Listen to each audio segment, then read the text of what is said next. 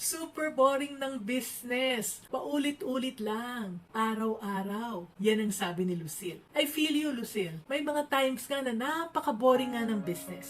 Ang pinaka-exciting sa business ay yung pag-uumpisa. Parang nagbubuntis. Excited tayo habang lumalaki ang tiyan natin, di ba? We cannot wait until lumabas na si baby. Pero pagkalabas, after a few days, nako, puro pagod. Puro paulit-ulit na lang ng ang araw natin. Di ba? Super boring. Pero hindi ba? Before we know it, we look back and see that the baby is now a lady. Madami tayong pinagdaanan bago siya lumaki. Mga immunization, mga pag-support sa kanya habang nag-aaral siyang maglakad. Yung first day niya at school, tutoring sa gabi, yung pag-alalay sa kanya sa mga moments na mag-fail siya, at yung pag-cheer sa kanyang mga wins. Madami tayong mga binago sa mga boring tasks na pinagdaanan natin bilang mommy, di ba? Parang complex problems about motherhood na pinag-aralan natin na ma-solve. Maraming processes na pinag-eksperimentuhan natin na nakatulong at nagbigay ng malaking impact sa paglaki ni baby. Ang business, ganun din. Hindi natin namamalayan na habang lumalaki ito, marami tayong gagawing pagbabago. May mga bagong employees at customers, bagong recipes, bagong technology, bagong proseso. And alam mo,